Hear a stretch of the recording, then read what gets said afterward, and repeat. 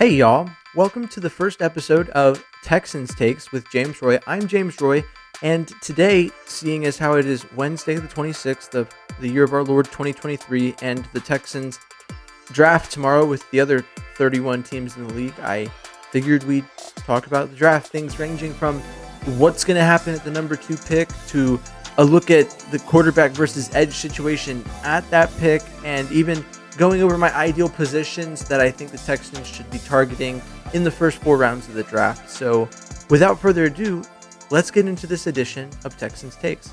The number 2 pick has been a divisive topic pretty much since week 18 when the Texans assured that they were not going to have the number 1 overall pick. Now the Texans, even through that, have been tied to Bryce Young pretty deep into the draft discussion. Now, obviously, early on in the offseason, mock drafts are worthless. I mean, for the most part, mock drafts are pretty worthless. It's just a guess at what the team's going to do, especially in the Texans' case, considering that information's under lock and key and has been pretty much since day one. But to walk through the timeline, we find out we're getting the number 2 overall pick, and then up until Chicago trades it, it's pretty set in stone that Bryce Young's going to Houston.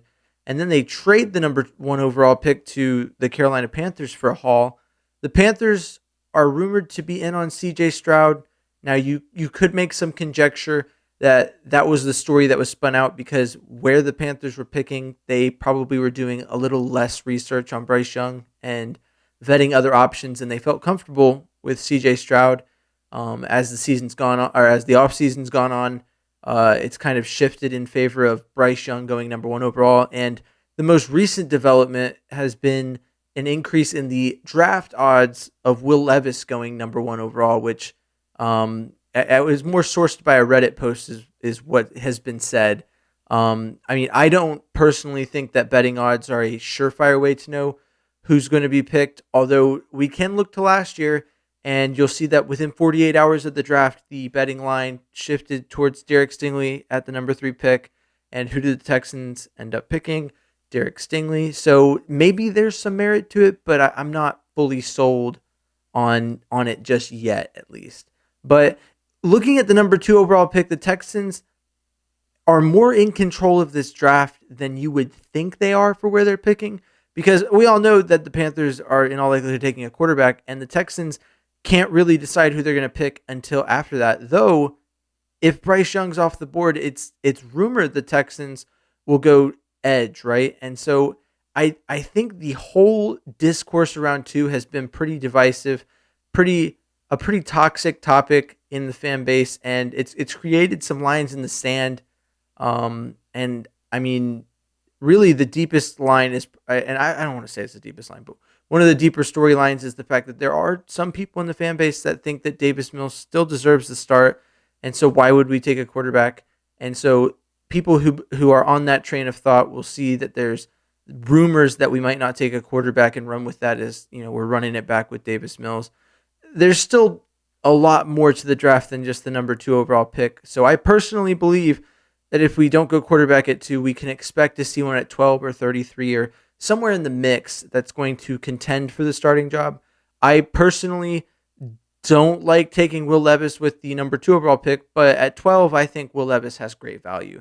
So up next, let's talk about, the value of quarterback versus edge and why one is more beneficial than the other. The value of quarterback in today's NFL can't be overstated. In a passing game like it is today, it's really the most important position in football. And with that, sometimes while the prospect itself might not be valued that high, or like a quarterback class might not be necessarily the best that it's been ever, most quarterbacks will gain hype and be put into the first round at the top if they're at the top of their class, simply for the fact that position holds a lot of value. Now, in this case, we do have 4 to 5 high value prospects. I would say personally that outside of the top 2 or 3, you kind of get into that territory where we're pushing quarterbacks into the first round discussion because the position holds a lot of value. It has a lot of need. There's very few players that play as many snaps as the quarterback does and have as huge of an impact on the game. And I've been very clear from the start of this season, I'm personally a huge fan of taking Bryce Young. I soften on that stance a little bit when Bryce Young is not on the board in terms of taking a quarterback, though. when we look at the edge position, while it's sometimes an edge is a player that doesn't even play every snap. We've got guys that are projected, like Lucas Van Ness, projected to go in the top half of the first round, and even he's projected first round, and he never started a single game at Iowa. He is a reserve player who played a lot of snaps and did really well and has a good build for the position, but he's a guy who didn't even take the field with the starting unit a single time in his college career, which baffles me. So we're looking at it. Edge is a position that gains a different. A lot of people will discount its vitality, but when we look at the Texans particularly, and we look at the Texans in 10 of the 17 games last year were within one score or lost against the teams that they played. And a lot of the reason for that was the run defense in general, but the run defense was the worst in the league. And so whenever it felt like the team was, ahead and might actually seal a victory, it seemed like the other team just said, oh yeah, that's right, this is the Texans. We can just hand the ball to our running back and it's all good. So I don't think personally that we can look at the positional value of quarterback and then if they do decide to go edge, go, oh, that's that significant of a drop off, because the vitality of having players on the field that can stop the run based on what happened, right? And some people don't want to admit it, but we were in games for most of the season, right? And Davis Mills wasn't the sole reason that we lost. I think a lot of people in the fan base understand that if he had had more help around him, that he probably would have been set up better for success, and the Texans probably would have won more. And that doesn't change the fact that if you can upgrade at quarterback, you should. But one of the big reasons that I wouldn't be particularly frustrated if the Texans went edge at 2 is because the value of that position relative to what D'Amico Ryans needs to do to shore up what really kept the Texans out of winning games. What really was the difference between those 10 games where the Texans lost or were within one score of winning was really the run defense, as much, if not more so, than the offensive shortcomings. Now, having an offense that can put up points in those close situations is good. I watched every game, and I watched Davis Mills get put in situations where the offense had the ball and all they needed to do was go down and score, and he failed.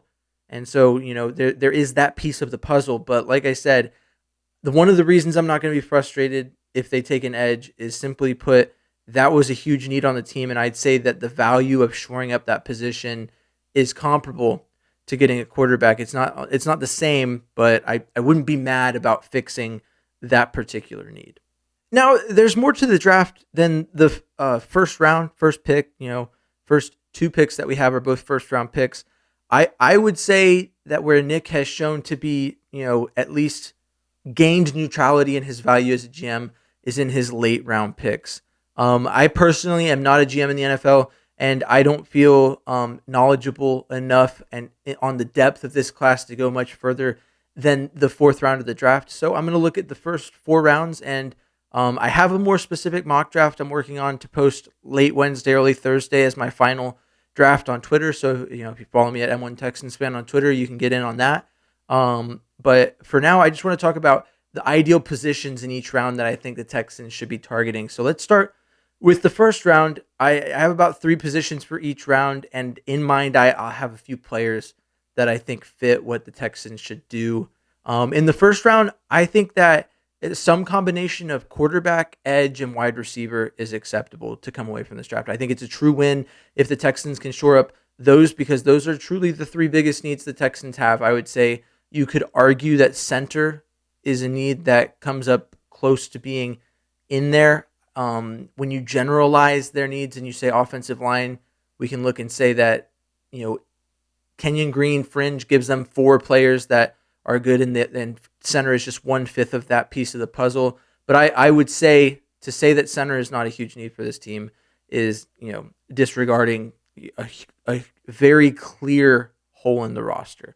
So those 4 positions are huge needs, but I think in the first round, it is more intelligent to address quarterback, edge, or wide receiver, because that's where you're going to get value, particularly at wide receiver. While you could get a good quality player later in the draft, I think that when you get down to it, the top of this draft class, while it's very thin, does have players like Jackson Smith and Jigba that would be really great additions that would immediately make an instant impact on this Texans receiving core. Now at edge, I think you could go edge at any position in the first round. I talked about Lucas Van Ness earlier and how he wasn't necessarily a starter, but you've got a guy that D'Amico can work with, that can accomplish the purpose that needs to be addressed in this team's defense, which is stopping the run. Quarterback is obvious. I shouldn't really have to go into any detail as to why the Texans should probably address quarterback in the first round of this draft. Now, the second round, I put center as the first thing. I feel like where the Texans pick in the second round, that's kind of the earliest where you want to address it. I think they could do it later. A name I'm keeping my eye on is Joe Tippmann. Joe Tippmann and John Michael Schmitz are two guys that I think the Texans can get that are high-value targets in the second round, maybe into the third round. Luke Whippler obviously is another one, but based on reading the scouting reports, I think the best value is Joe Tippmann based on where they're ranking. If John Michael Schmitz slips past him, he's also good value. And then in the second round, if they don't address edge in the first two picks of the draft and it's pick 33 and the Texans are on the clock, I can guarantee you that they will pick an edge. They need to do that. That is, not addressing the D-line early in the draft within the first three rounds is criminal based off of how much that part of the game let us down. That and the front seven, though I feel like linebacker, you can kind of get away with, addressing that maybe if you want to. But that's the next position that I have up is linebacker.